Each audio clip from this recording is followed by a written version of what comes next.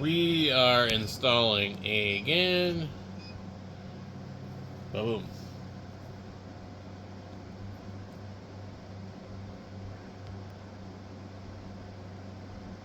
Alright, and now we're just going to do the typical arch. Install.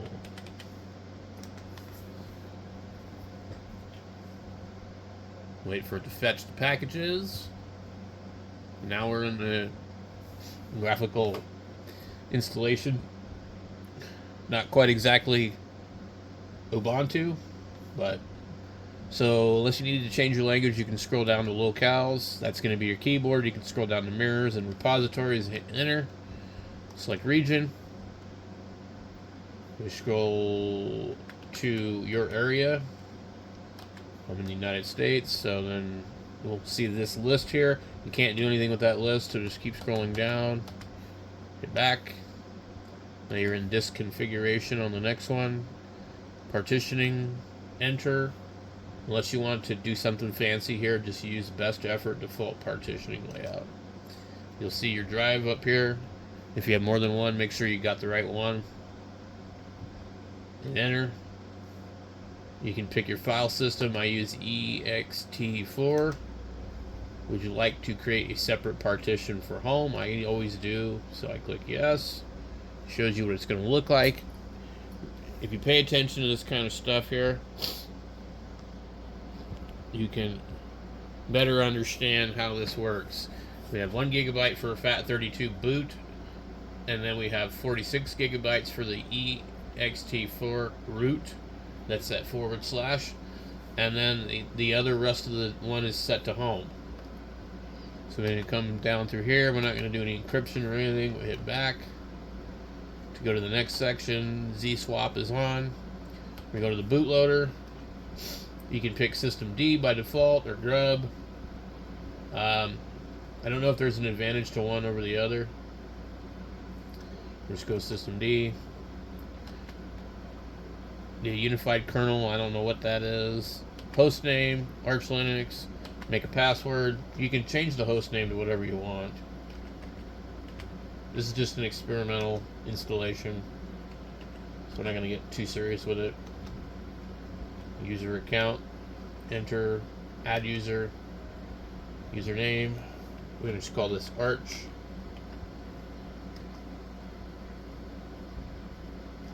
Mini, because it's on my mini PC. Enter a password,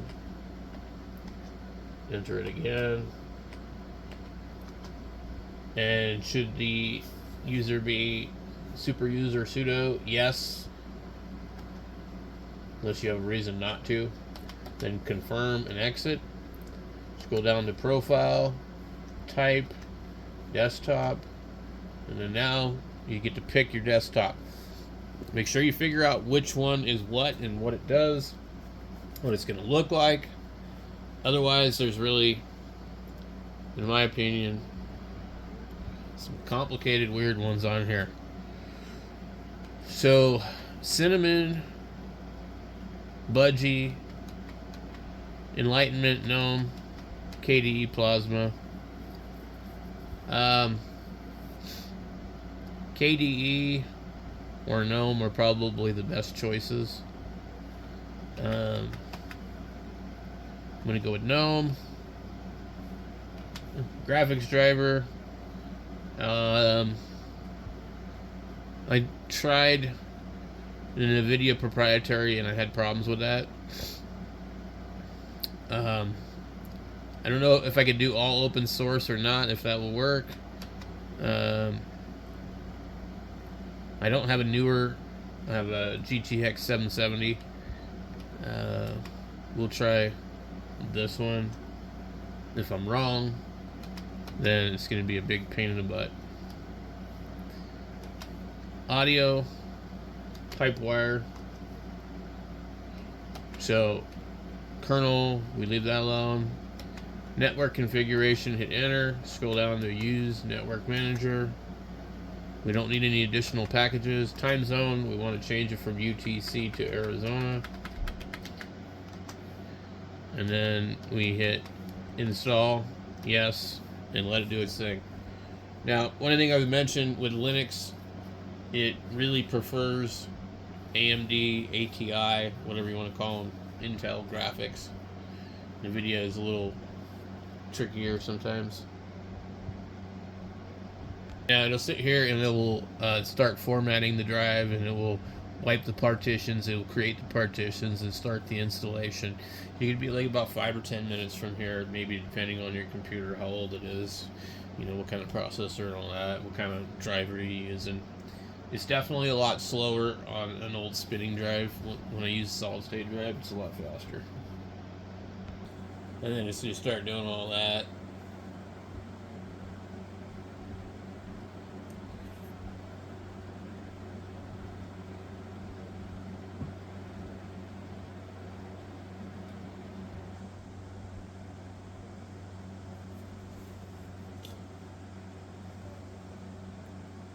now if it hangs for a real long time, that's usually not good.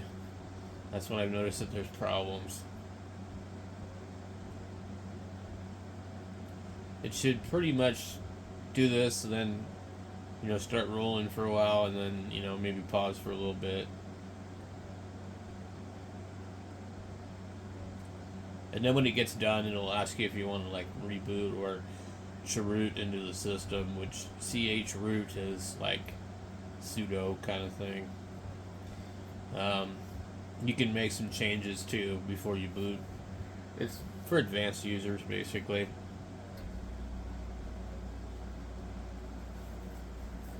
There'd be some warnings, possibly missing firmware for a model, this, and this. And then you'll see lots of just different stuff.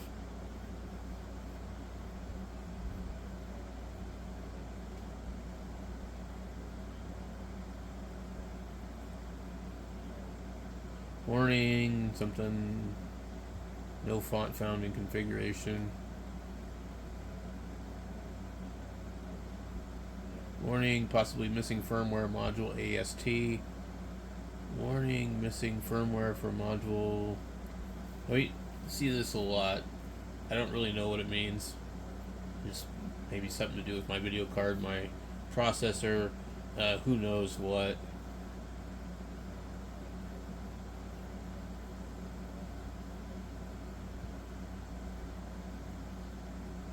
You can see it's doing a lot of stuff.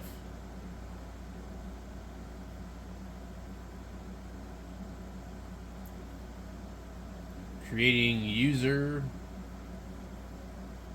So all these things you would normally have to do manually, it's just automatically doing it based on what you inputted to the semi-graphical, you know, configuration. It's really a pain to do this step by step, the old school way. This way gives you a whole lot more control of what you're doing.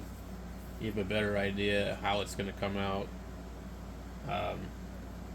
It's really tricky the other way. It's real easy to make a mistake. Just partitioning the hard drive and setting that up and telling it what desktop environment to install. I mean, like, you know, it's a big deal. So they've had this since like about 2021, where you could do it this way. Literally just type in arch install, and you just have to figure out, you know, all that stuff. Now, I mean, it's still pretty complicated. Like, I mean, for me, I've been using Linux for 20 years, but I'm not an advanced user. I've been using easy forms of Linux, and I've avoided the terminal, you know, and I don't know what half the stuff means.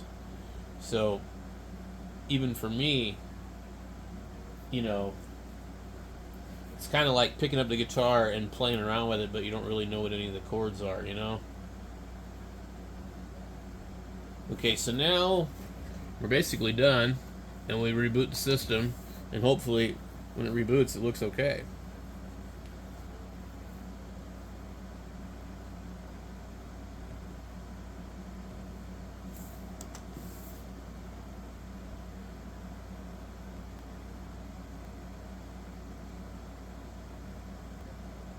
Let me get a mouse in the corner over here. Okay. Yep. Graphics look way better than the last time I did this. Okay. Enter a password.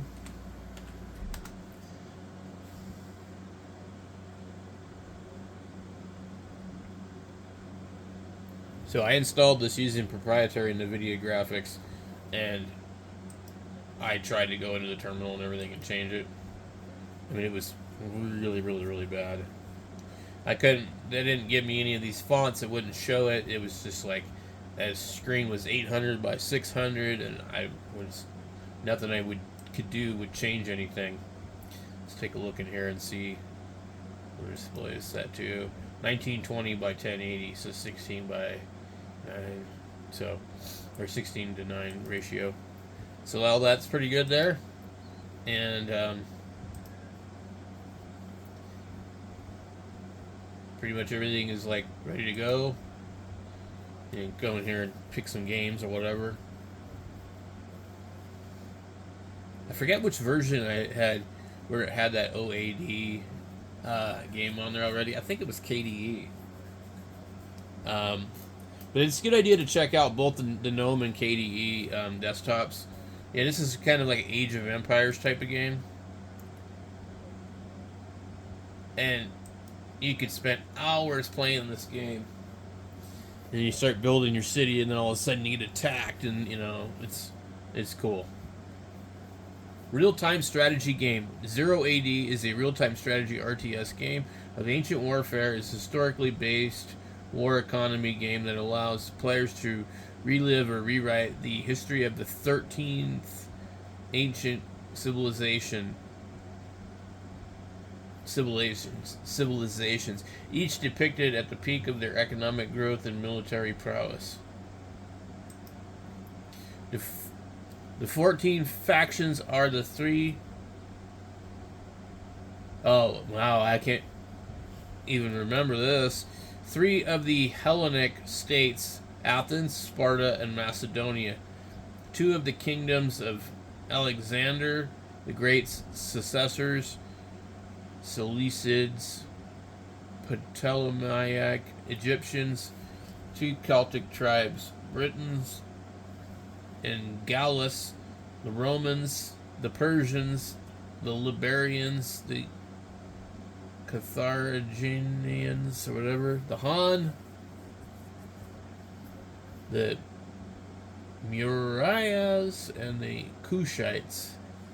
Each civilization is complete with substantially unique artwork, technologies, and civilizations. Yeah, I mean, it's really a cool game. It says community built. There's a bunch of reviews on it, but fun to play game. I like old stuff too, but you know, but it's still like really good graphics for this type of game. It's better than like what Age of Empires looked like. But I used to love playing Age of Empires. So in here you can install pretty much like whatever you need to do, like Steam, bunch of emulators. Here's the PPSP PlayStation Portable Emulator.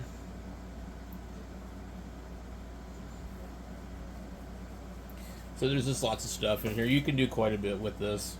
And if you find that like Arch Linux just doesn't work for you, you can have the same desktop and basically run it in like Mint or Ubuntu or probably Fedora or just straight Debian. I mean, you don't have to use Arch. There's like advantages to everything, you know. So anyway, we get too much stuff going on here.